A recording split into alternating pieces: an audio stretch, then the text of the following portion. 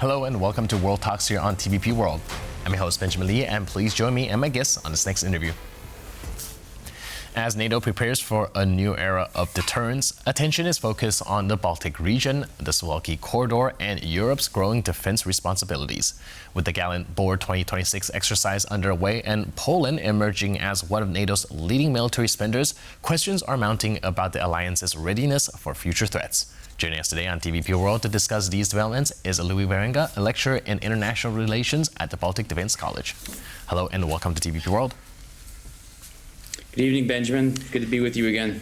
So first, I would actually like to kick off with the latest, because according to the Polish defense minister, he's spoken to Defense Secretary Pete Hegseth on the idea of establishing a permanent U.S. military base here in Poland. And according to the defense minister, the U.S. responded positively to Poland's proposal to establish the permanent U.S. military base.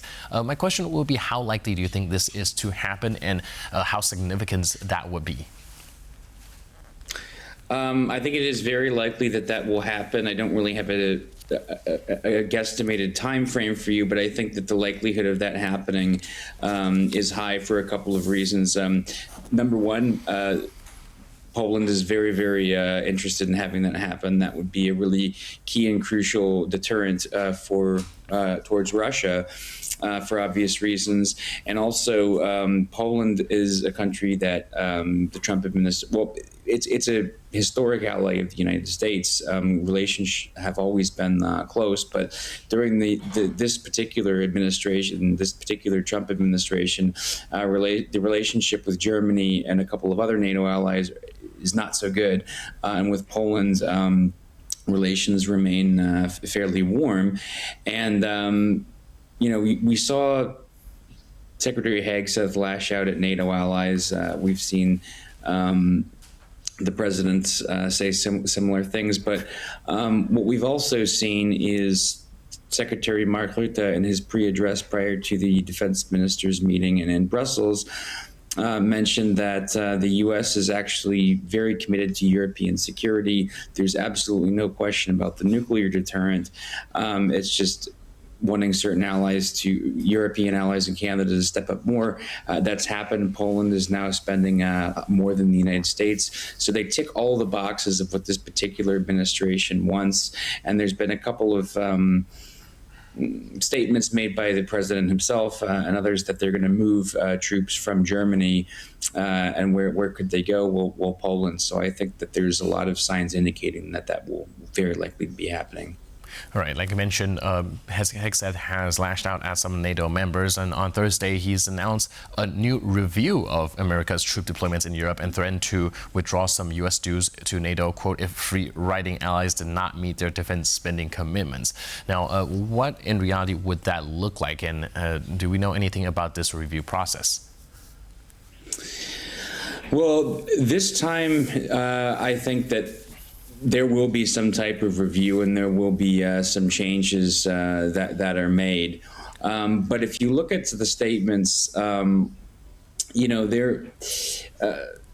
U.S. is going to be investing 1.5 trillion U.S. dollars in their own defense starting from next year, and they are calling it an arsenal of freedom. Now, they've also said that the U.S. needs to have security priorities in other places around the globe. It does not necessarily mean that they are not interested in defending Europe. I think that that is oftentimes a fear that some people have, and rightly so. But the U.S. is very firmly committed to Europe. This NATO 3.0. This is the Trump administration, through the Secretary of Defense, really making a statement that they want NATO to go back to a hardline military alliance that has military capabilities that are able to deter in Europe, and that it's something that is going to be led by the Europeans, which also means more political power will go to them. And I guess that's something that the U.S. is willing to see happen. And there is a lot of encouragement looking at the defense spending that's made, because now we have the highest spending since the Cold War, and as of last year, every EU member of NATO met the 2% 2% target for the first time. So. Right, and speaking of defense capabilities, we're also looking at the 2026 Gallant Boar exercise that's currently underway here in Poland. And can you help us understand why does the Suwałki corridor remains one of NATO's most strategically important vulnerabilities despite the alliance's recent expansion? Well, that's some people view the corridor as the Achilles heel, because if Russian forces were to seize this little tiny strip of land, this narrow strip of land, they would be able to cut off the Baltic states by land. And that's been something that has been for a decade plus seen as crucial to alliance security, and the interesting thing, and I mean, I've been on the show before, and I'm saying that the Europeans are doing a lot of the right things. European allies are doing a lot of the right things when it comes to defense readiness. So for the next couple of days, there will still be military personnel from Poland, but also France and Lithuania, who are going to be conducting joint military operations aimed at strengthening interoperability in defense of Poland and Lithuania because of where that piece of land runs. And so what they're doing is making sure that, okay, UAVs, those are being tested, as well as integrating new technologies. But of course, there's also the conventional aspect in terms of troop movements and what have you. But it also sends a message to Russia that, look, we're not doing this alone. We're doing it with other allies.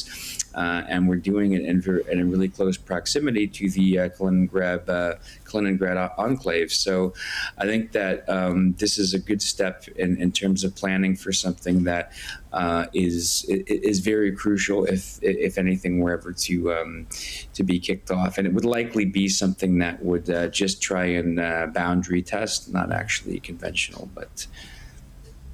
All right, that's actually a very interesting perspective. Can you help us elaborate a little bit on how you think the Russians might actually react to it? Like you mentioned, it's relatively close, and we're looking at these exercises very obviously aiming at deterrence against Russia.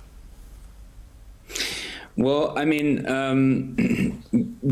good deterrence can still be done if you are not thinking that something is inevitable. We don't know what the next couple of years are going to bring. There are experts who have conflicting views on this, but I think it's always best to be prepared for worst case scenario, and that's definitely the direction that we're going, that the alliance is going in right now, because Russia has proven that they are able and willing to break with international norms and international law. And I think what we might see now is just more defiance in Ukraine. And unfortunately, that's where they're going to likely flex their muscles. I don't think with these types of things they're going to flex their muscles because of the alliance-wide deterrent. And I think that there are some people who think that there's a fragmented alliance. Certainly, political discussions are tense right now with the United States, but the vast majority of allies, especially, the highest spenders are the Poland, the Baltic states, and the Nordic countries, because they're the ones that are in close proximity to Russia, understand that it's about spending money, but it's also about allocating finances wisely and spending that in terms of producing real capabilities. And that's, I think things are getting better and better. And it looks like the summit that will happen early next month in Turkey is going to prove to be one that I would anticipate is mostly about consensus and unity, because yes, there are things like what the Secretary of Defense, Pete Hegseth, has said, but there are also things that are reassuring in those statements about U.S. commitment and what we have to do together collectively. And I would anticipate that burden sharing will be high on the list, as well as, of course, defense spending and how that money is spent. All right, so we're actually seeing a lot of transformation when it comes to the NATO alliance here. And of course, we'll have to see whether Poland will be able to turn this major defense purchase into operational readiness. But in the meantime, thank you so much for your input and insight. Really appreciate it. And thanks for being with us on TVP World. Pleasure to be with you. Thank you. Cheers. And thank you for tuning into this edition of World Talks. But for more news, update, and commentary, please stay tuned to TVP World.